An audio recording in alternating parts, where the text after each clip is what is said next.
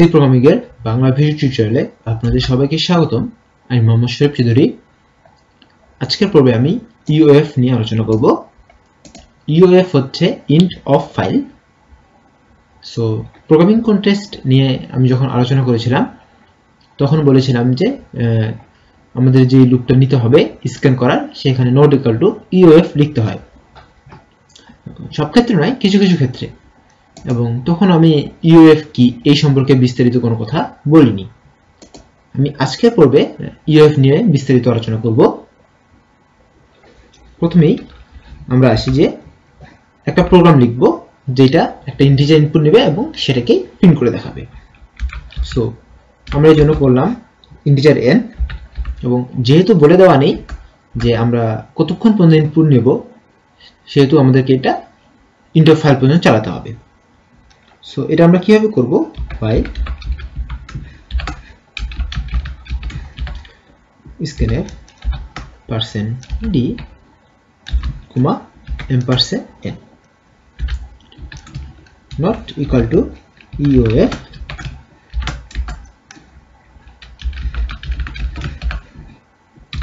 %d backslash n।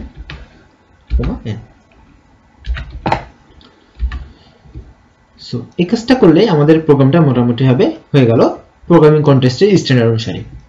So এটাকে যখন আমরা রান করি তখন এখানে আমরা যদি 3 দেই তাহলে 3 আসবে, 4 দিলে 4, 5 দিলে 5, এবং কন্ট্রোল জে চাপলে আমরা ইন্ট অফ ফাইলকে রিপ্রেজেন্ট করি, ইন্টার চাপলে প্রোগ্রামটা রিটার্ন করবে। সো এই গেল সাধারণ কথাবার্তা। এবার আসি যে আসলে ইন্ট অফ ফাইলটা কাজ করে কিভাবে এবং কেনই আমরা ইন্ট অফ ফাইল দিই। প্রথম কথা হলো যে প্রোগ্রামিং কন্টেস্টে আমাদের যে প্রোগ্রামটা দিয়ে দেওয়া হয় সেটা আমাদেরকে আমরা যে করেছি সেটা সঠিক হয়েছে কিনা, অ্যাকসেপ্ট হবে কিনা, অথবা কোন রকমের এরর হবে, সেটা ডিসিশনটা নেওয়া হয় কিভাবে সেটা জানি। প্রথমে একটা ফাইল থাকে যেখানে ইনপুট দেওয়া হয়, একটা ফাইল থাকে যেখানে আউটপুট থাকে, এবং আপনার প্রোগ্রাম থেকে যে আউটপুটটা পাওয়া যায় সেটা আরেকটা ফাইলে রেখে দেওয়া হয়, তারপর দুটো ফাইলকে কম্পেয়ার করা হয়। অনেক ছোট্ট করে বললাম, এবার বিস্তারিত বলি। প্রথমে যে কাজটা করা হয় যে দেখুন আপনার প্রোগ্রাম এভাবে আমরা একটা করে ইনপুট দিচ্ছি এবং চেক করে দেখতেছি। সো আপনার প্রোগ্রাম সঠিক না ভুল সেটা কিন্তু 4-5টা ইনপুট আউটপুট দিয়ে আমি বুঝতে পারবো না। অনেক ক্রিটিক্যাল ইনপুট আউটপুট থাকবে, এমন অনেক থাকবে যে আপনি সাধারণ কোনো কেসেই আপনি ভুল করে ফেলেছেন, কিন্তু আপনি সাধারণ কোনো কেসে ভুল করেছেন এবং সেটা যদি আপনাকে অ্যাকসেপ্ট বলে দেওয়া হয় তাহলে কিন্তু ইনপুট আউটপুটের যে ব্যাপারটা খারাপ ইনপুট আউটপুট দেওয়া হয়েছে বলে মনে করা হবে, ইনপুট খারাপ দেওয়া হয়েছিল বলে মনে করা হবে। কারণ আপনাকে এমন হতে হবে প্রোগ্রামটা সেটা বাগ ফ্রি হতে হবে, অর্থাৎ কোনো ইনপুটের জন্য আপনার জন্য প্রোগ্রামটা ভুল না আসে, সেই জিনিসটা যথাযথভাবে চেক করতে হবে। এই যথাযথভাবে চেক করার জন্য আপনাকে কমপক্ষে প্রোগ্রাম অনুসারে যে অনেকগুলো ইনপুট আউটপুট দেওয়া হবে। প্রোগ্রাম ভেদে কোনো কোনো প্রবলেমের ক্ষেত্রে আপনার 5-6টা দিলেই বোঝা যাবে যে আপনার প্রবলেমটা ঠিক আছে কিনা। আর কোনো কোনো প্রোগ্রামের ক্ষেত্রে হয়তো 1000 থেকে 1500 ইনপুট আউটপুট লাগতে পারে। সো ম্যাক্সিমামের ক্ষেত্রে বেশি সংখ্যকটা লাগে এবং এই বেশি সংখ্যক ইনপুট আউটপুট দিয়ে চেকও করা হয়। সো প্রতিটা ইনপুট আউটপুট কিন্তু আপনাকে লিখে চেক করা হবে না। প্রতিটা ইনপুট আউটপুট আপনাকে চেক করার জন্য ফাইলের ব্যবস্থা নিতে হবে। ফাইলের মধ্যে একবার সেভ করা থাকলে সেখান থেকে বারবার অটোমেটিক্যালি রিড করবে, এই কাজটা করা হয়। সো সেই পদ্ধতিটা আমি একটু বর্ণনা করি। ধরুন যে আপনাকে যে প্রবলেমটা দেওয়া হয়েছে সেটার জন্য যেটা আমরা ইনপুট দেবো সেটা আউটপুট আসবে। সো এই ইনপুটগুলো আমরা একটা ফাইলের মধ্যে সেভ করে রাখলাম, সেটা হচ্ছে input.txt। এর মধ্যে আমি দিলাম যে আমি চেক করব 1 2 3 4 5 6 7 8 9 দিয়ে, এই সবগুলো দিয়ে আমি চেক করব। এবং দেখুন আমি যে কাজটা করব, নিউ করলাম, টেক্সট ডকুমেন্ট করলাম, এখানে আমি অ্যাকসেপ্টেড আউটপুট গুলো রাখলাম।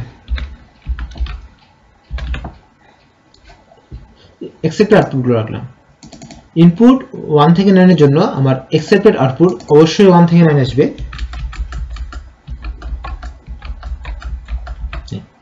এগুলো আমার হলো এক্স এর আউটপুট। এখন আমি আরেকটা ফাইল লিখলাম, সেটা হচ্ছে আউটপুট। এই আউটপুটের কাজ কি, এই ইনপুটগুলো দেওয়ার জন্য আপনার প্রোগ্রামটা কি আউটপুট দিবে সেটা আমি এই আউটপুট ফাইলের মধ্যে নিয়ে আসবো। তাহলে একটা থাকবে আমাদের এসি আউটপুট, একটা থাকবে আপনার আউটপুট। এই দুটো আউটপুটকে যখন আমি কম্পেয়ার করব, যদি মিলে যায় তাহলে আপনার প্রোগ্রামটা সঠিক আউটপুট দিয়েছে বলে মনে করব। সো এটাই হচ্ছে স্বাভাবিক ব্যবহার এবং এটাই আসলে চেক করা হয়, এই কাজটাই করা হয়।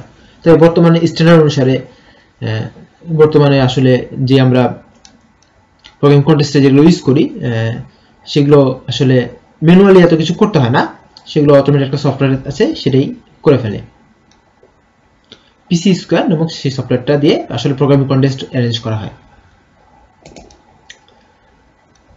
সো এখন আমি যে কাজটা করতেছি যে আসলে আমরা তো প্রোগ্রাম লিখি স্ক্যানএফ দিয়ে, এবং ফাইলের কাজ করতে গেলে তো আমাদেরকে ফাইলের এফ স্ক্যানএফ ইউজ করতে হবে এবং এফ প্রিন্টএফ করতে হবে, কিন্তু আমরা তো এগুলো করি না।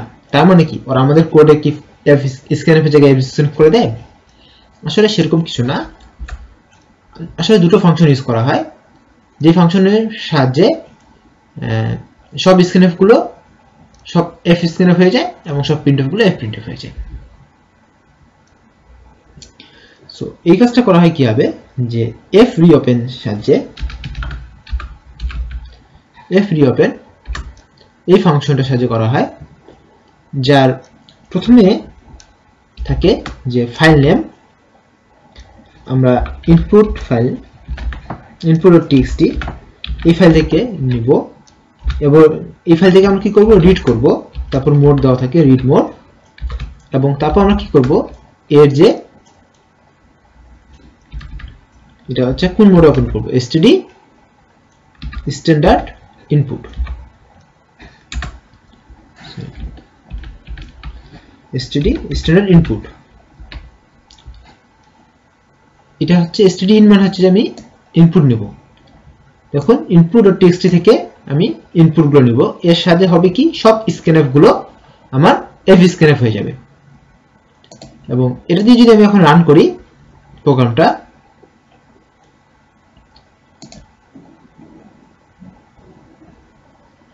এটা সেমিকোলন দিতে হবে, তাহলে দেখুন 1 থেকে 9 চলে আসছে। আমরা কিন্তু কোনো ইনপুটই দেইনি, এই যে সব স্ক্যানএফ গুলো এফ স্ক্যানএফ হয়ে গেছে, কিন্তু প্রিন্টএফ গুলো কিন্তু এফ প্রিন্টএফ হয়নি। এফ স্ক্যানএফ হওয়ার পরে কি হয়েছে, এন এর মধ্যে ফাইল থেকে মান নিয়ে নিয়ে সেখানে সে শো করেছে, এবং সবশেষে দেখুন এখানে প্রিন্টএফটা প্রিন্ট করেছে। এই ফাংশনের সাহায্যে করা হয় কি, সব স্ক্যানএফ গুলোকে এফ স্ক্যানএফে পরিণত করে নেওয়া হয়। এটা হচ্ছে বোঝার ক্ষেত্রে বললাম, আসলে এইভাবে করা হয় না।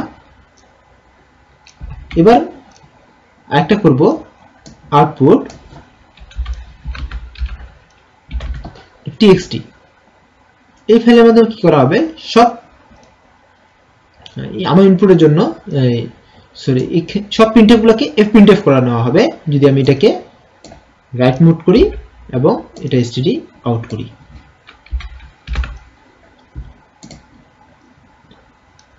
সব প্রিন্টএফ গুলোকে এফ প্রিন্টএফ করা হবে এবং এই যেটা হবে সেটা এই ফাইল output.txt এই ফাইলের মধ্যে সেভ হবে। সো আমি input.txt থেকে স্ক্যান করে নেব এবং output.txt এর মধ্যে সেটা প্রিন্ট করে দেব। এবার আমি যদি এটাকে রান করি, কোনো প্রকার ইনপুট আউটপুটের কোনো সিস্টেমই নেই, কিন্তু আমাদের এই যে output.txt এই ফাইলের মধ্যে 1 থেকে 9 চলে এসেছে। সো এখন ধরুন আমি আরেকটা ফাইল লিখলাম, সি ফাইল, চেক করার জন্য।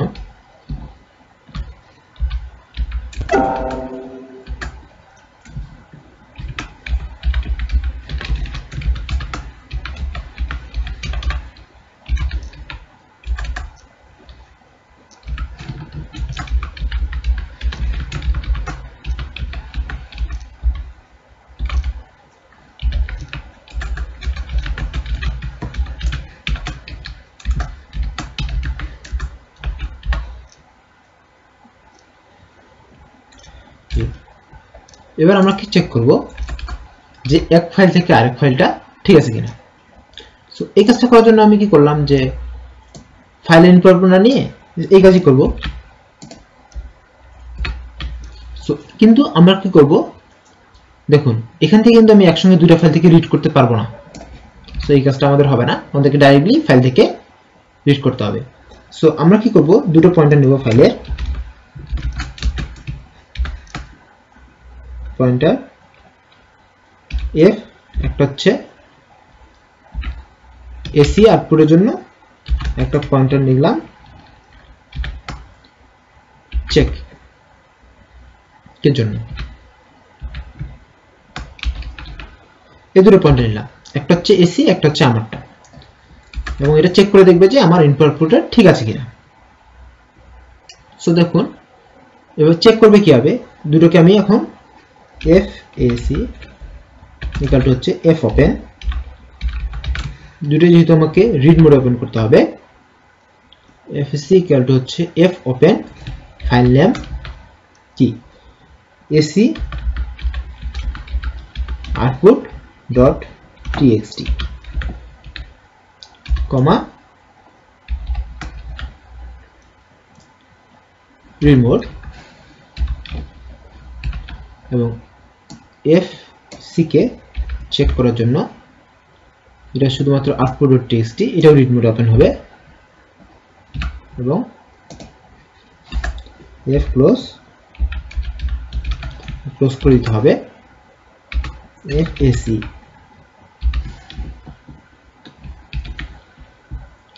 এবং এটা হচ্ছে এফ সি কে। সো আমি দুটোই রিড মোডে নিলাম, এবার আমি কি করব, দুটো থেকে স্ক্যান করে নিব, এফ স্ক্যানে দুটো ইন্টিজার নিতে হবে আমাকে, এখানে ইন্টিজার a, b, এফ স্ক্যানে %d, m%a, এবং এটা হচ্ছে fsc এক্সেপ্ট থেকে নিচ্ছি, এবং কয়টা হচ্ছে fck থেকে নিব m%b। যদি কখনো if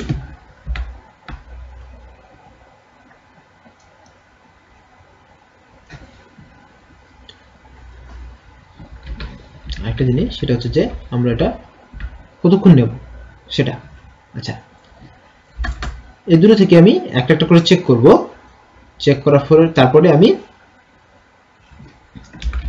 যদি a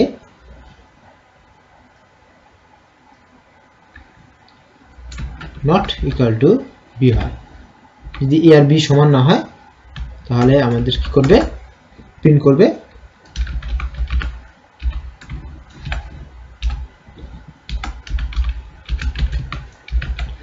রং আনসার, এবং প্রোগ্রামটা টার্মিনেট করবে। আর যদি দেখা গেল যে না সমান হয়ে গেল, তাহলে if a equal b, তবে আমি টার্মিনেট যদি না করে তাহলে আমি কি করব, printf করে দেব accepted।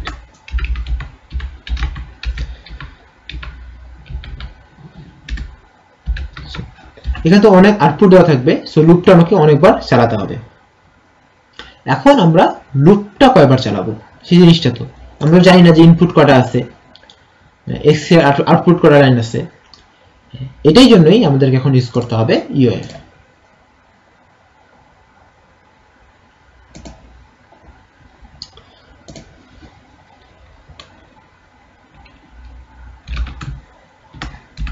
while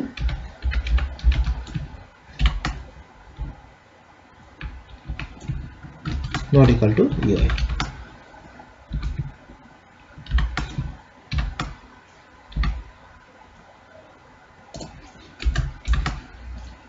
এখন দেখুন আমি কেন UF ইউজ করলাম। UF মানে হচ্ছে আমার এন্ড অফ ফাইল, এখানে জয়টা করে স্ক্যান করে নেবে এই ফাংশনটা, কিন্তু তো এবার 1 রিটার্ন করবে। স্ক্যানে ফাংশন কি রিটার্ন করে, যে আমার জয়টা ইনপুট নিচ্ছে সে তত রিটার্ন করে, এখানে জয়বার সে এর মধ্যে মান অ্যাসাইন করতে পারবে, সে তত রিটার্ন করবে। প্রথমবার যখন রিটার্ন করবে তখন 1 রিটার্ন করবে, এভাবে দেখুন 1 যখন আমি ইনপুট হিসেবে পাবে তখন এই এফ স্ক্যানের ফাংশনটা 1 রিটার্ন করবে। আবার যখন 2 পাবে 1 রিটার্ন করবে, 3 পাবে তখন 1 রিটার্ন করবে, যখন 9 পাবে তখন রিটার্ন করবে। অর্থাৎ আমি একবারে যটা ভেরিয়েবলের মধ্যে মান স্টোর করব সে তত রিটার্ন করবে, কিন্তু যখন ফাইলটা শেষ হয়ে যাবে তখন তো সে কোনো কিছুকে অ্যাক্সেস করতে পারবে না। এই সময় সে কি রিটার্ন করবে? এই সময় সে -1 রিটার্ন করবে, এবং এই -1টাকে আমরা ইউএফ লেখা হচ্ছে এখানে, কারণ এন্ড অফ ফাইল বোঝানো হচ্ছে সংক্ষেপে। কেন এন্ড অফ ফাইলের মানটাই ইউএফ এর মানই হচ্ছে -1। সো যাই হোক, এটাই হচ্ছে ইউএফ এর বেসিক জিনিস, যে আমরা কেন ইউএফ ইউজ করব, যে ফাইলের শেষ বোঝাতে, আমার এখন ইনপুট নেওয়া শেষ সেটা বোঝাতে। সো আমি এই প্রোগ্রামটাকে যদি এখন রান করি, তাহলে দেখুন অ্যাকসেপ্টেড চলে এসেছে, তার মানে আমার সব ইনপুটের জন্য আউটপুট ঠিক আছে। সো এটা থেকে আমাদের হচ্ছে প্রোগ্রাম থেকে ইনপুট আউটপুট হলো।